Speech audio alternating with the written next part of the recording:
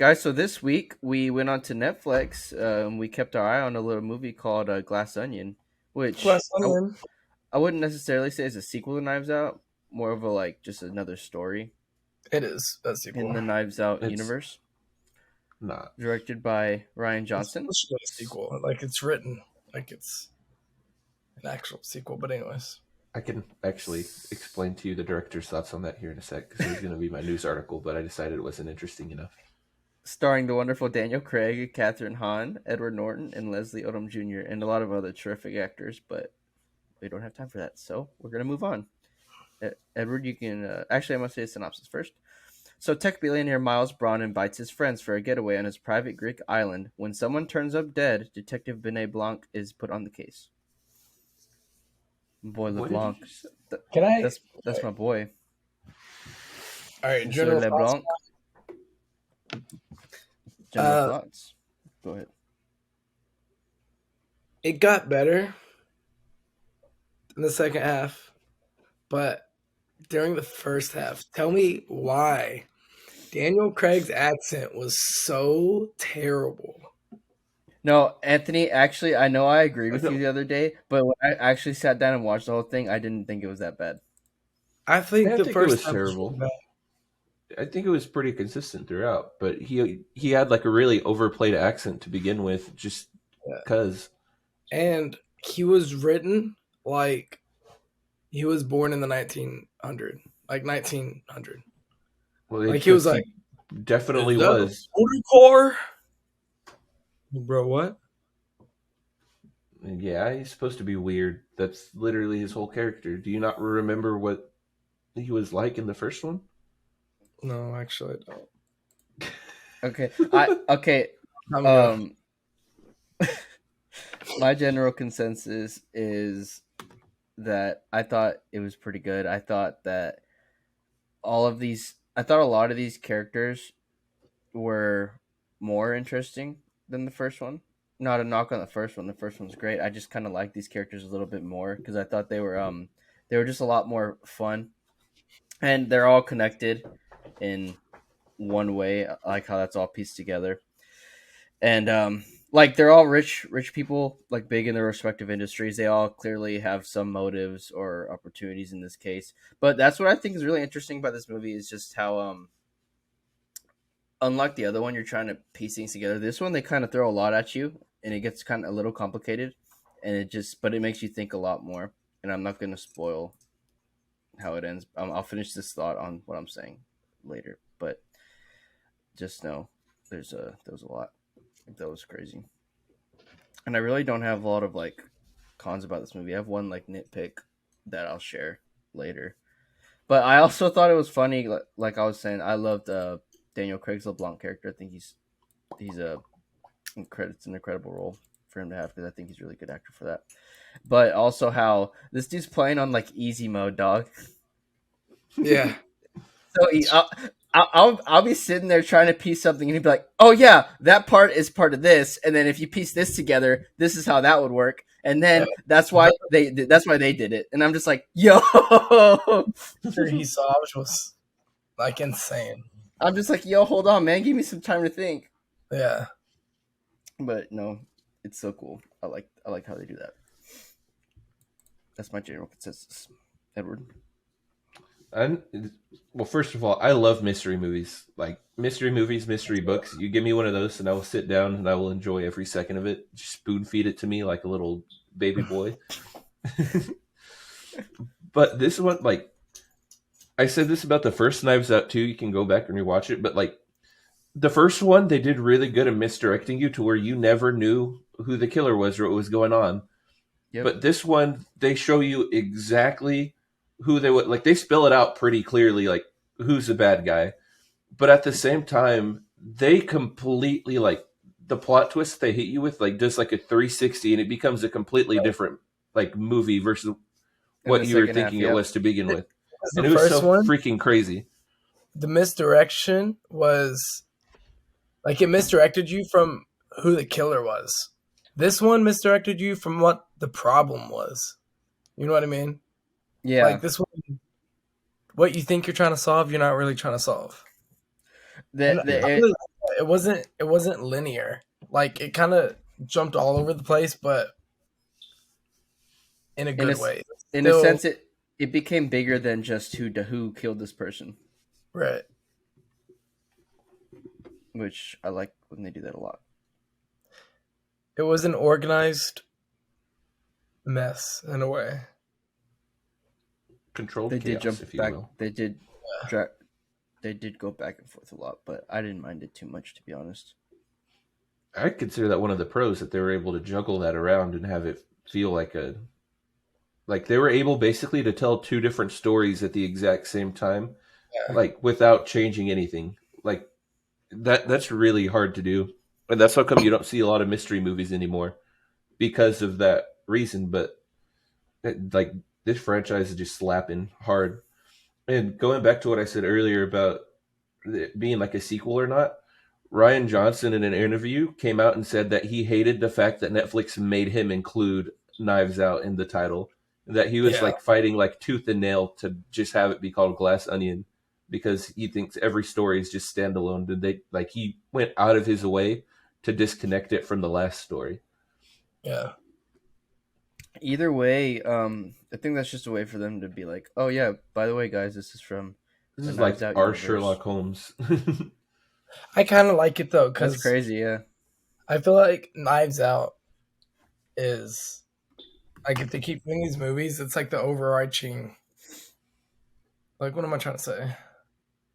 It's like the brand, you know what I mean? And then there's different movies, and I don't It's a know. new, I it's a like new it. franchise. They could start making books about it if they wanted. Yeah, I'm surprised they haven't. I Not would that I've read the heard of. shit out of those. They might have made books based on the I movies, do but love the I'm sure title like too. original Glass Onion. books. The Glass Onion. Everything makes sense. Yeah, it really related back to the title a lot. And Yes, it did. I mean, like I said too, it was just a really great cast of talent, and it's so funny because like they all seem to be having a lot of fun with these movies. Hmm. Dude, I want to be in one of these movies. Especially because like I would say more than the last film, they leaned not heavy, but like they leaned a little bit more on the comedic side. There's a lot more like bits and gags in this movie, but at the same time, they kept it like very engaging. Like it did not interrupt the Mhm. story whatsoever. It felt like a really fast movie. Like it didn't feel long and No, drawn it out. didn't. I mean, they slowed down a little bit in the second act, but not like very much. It was pretty crazy all throughout. That's all I got, guys. How Me about y'all? too. Same. I would 100% recommend this to anyone anywhere. It's crazy. I'm recommending a Netflix movie, but I am I don't even consider this a Netflix movie. It's a Ryan Johnson movie. exactly. No. Anthony, I would you would. recommend? You would. I mean, technically, it's not Lovely. just a Netflix movie because it did come out in some theaters. So That is fair, but I mean, The Gray Man came out in some theaters. so did your mother. All right. What do you Gray I'm Man mean? sorry, was that good. was uncalled for. Your mom's a very nice lady. Thanks. That's it. If All right, see you next y'all time. like this, we're gonna go into spoilers pretty soon, like right now, pretty soon. So if you don't want any spoilers, go watch the movie first and then come back later. Check out our links in the description for all of our social media or our merch, merch.streamlowers.com/the Hooligan Hangout. And we'll see you next week. Say it every month for us. All right, Bro, the guys. craziest part Spoiler about the whole time. movie was whenever Daniel Craig realized that the key to get into everyone's room was cutting off Dave. Uh, what's his face? By cutting off, I don't remember his character, but Dave cutting Mr. off Bautista. his nipple and using it as a passcode to get everywhere. It was kind of big brain of him. Very His whole head. his whole peck. Gotta rip off his whole peck just for that. No, just a titty. All right, guys. A little more organized for this spoiler review. What did we think about any cons? Got any cons? No. My only con, and I know it's somewhat purposeful, but it just kind of took away from the movie. In the first half, the acting just seemed very over the top to me. For which That's fair. characters? Huh? For which characters? Because I will say the only one that felt over the top was Dave Bautista's character and the birdie. She felt really over the top, but I feel like that was just her character. Yeah, I think she was supposed to be over the top. She had a lot of energy. I think all of them, but I think actually all of them. I mean, they were introducing all the characters, so they were all trying to stand out, I would say. not Oh. even not like that. Like, okay, there's one scene specifically. It's when they're walking up the boat, and what's her name? Okay, it's the very last person. Allie, is that her name? Annie, Andy. Andy got out of the car, and then it zooms to all the people on the boat, and they were just all like, just like, okay, come To on. be fair, Dude, no, I understood that though, because there's like, once you understand the story, you understand why everyone was so shocked at that shit. But they didn't act shocked. Like the acting They itself was did. over the top. They were like frozen, like, oh If you shit. go back and look, you'll see what I mean. There's just some scenes that I felt like could have been more subtle, but when Miles saw her, bro, he knew. I was always like, why is he acting like so surprised he invited her? But, all that came out, and I was like, oh, shoot. That's why he looks so surprised. Played it cool. I actually do have a con, though. I feel like some of the characters I wish we could have spent more time with, because, like, some of them were just kind of like, I don't want to say like sidelined, but like there's a lot more background information on other characters than other ones. Yeah. I agree with that. Like to be fair, some of them were definitely less important than others, but I feel like they just kind of sprinkled them in there to have some more misdirection, you know? I think that's fair, but I also think the time we're given with Miles also, because like I'm not gonna say I predicted it, but I had an idea it was Miles. I just had a bad vibe with him too. Well, especially when like LeBlanc lays it all out. That's what I was kind of saying earlier, but now we're in spoiler free, so I can actually like go into it. I enjoyed how like from the beginning they basically like every like visual and audio cue that they have kind of spells out either Andy being a bad person or Miles, and like they kind of like force feed you into thinking Miles is the one that's like that dickhead that everyone hates.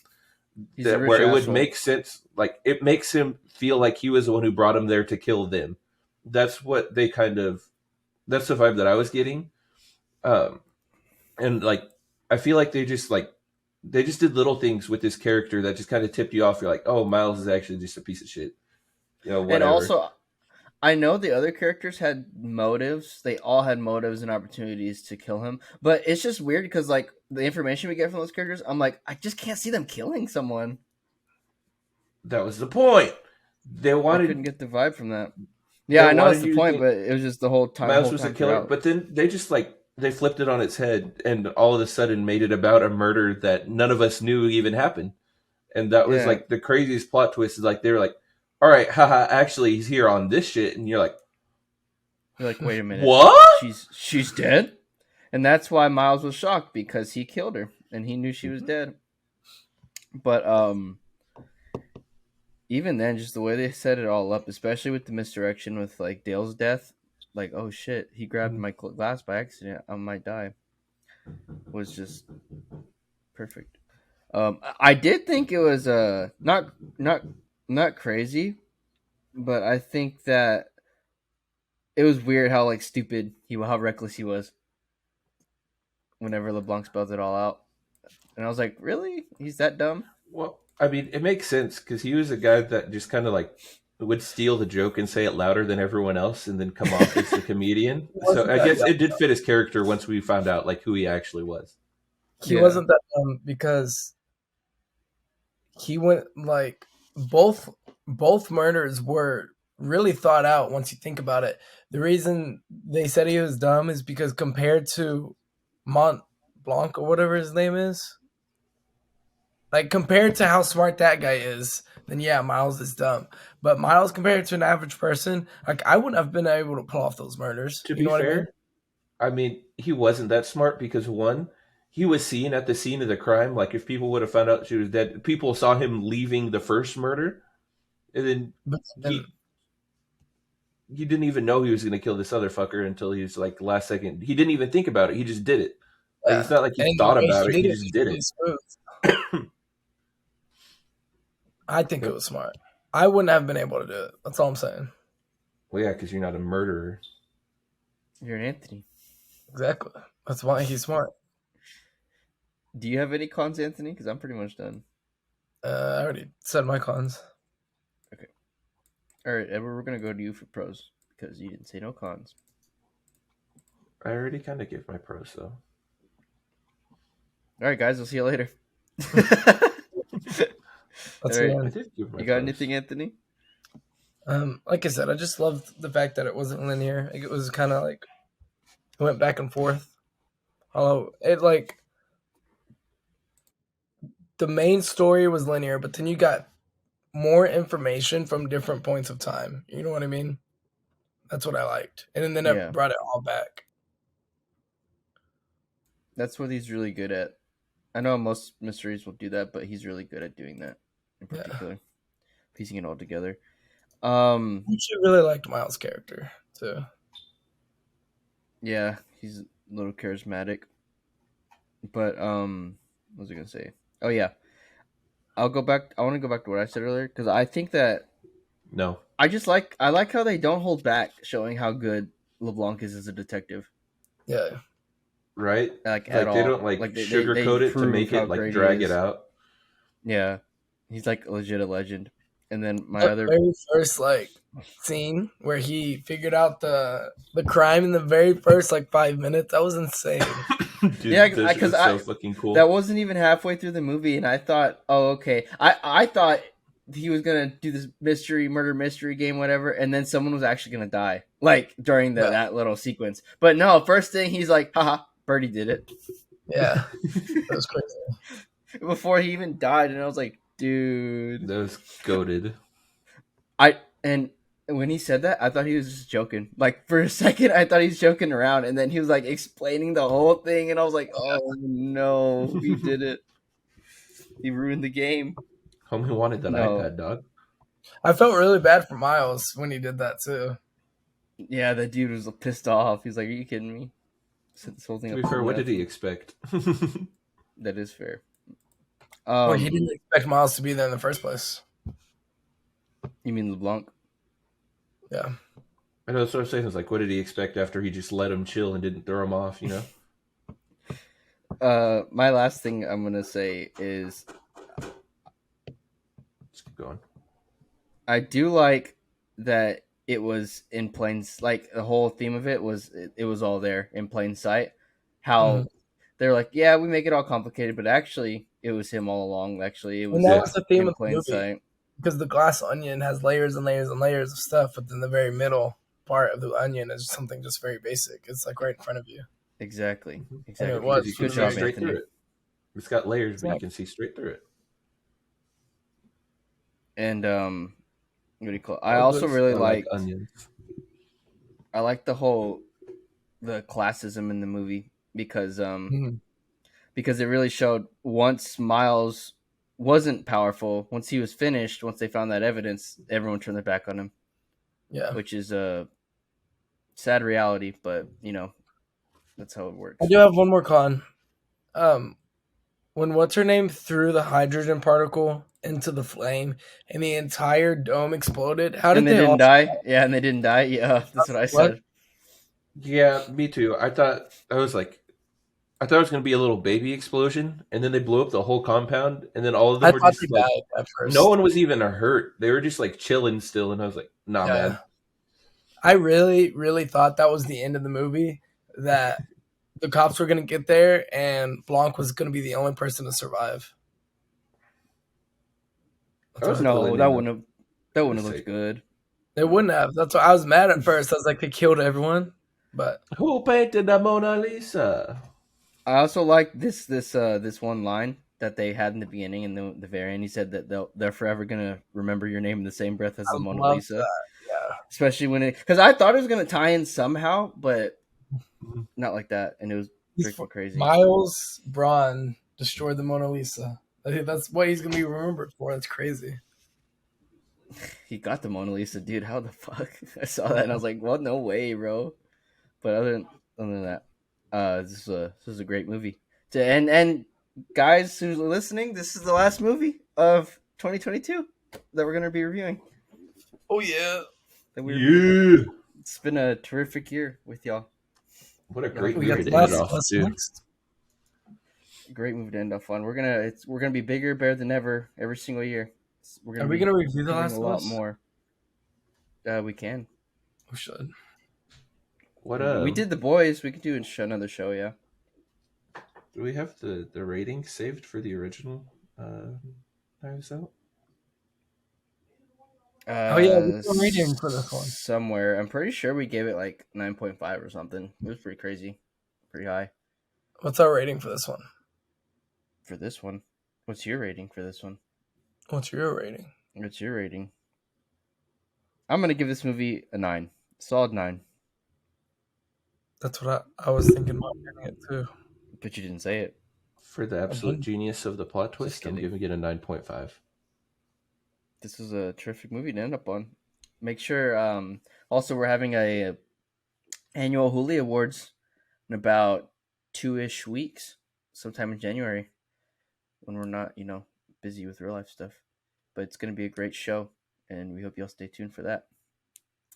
And on that note, make sure to like, comment, subscribe if you're on YouTube. Links in the description for any other social media. See you on all the other platforms. Check out our merch store, and say hi to your mom for us. Later.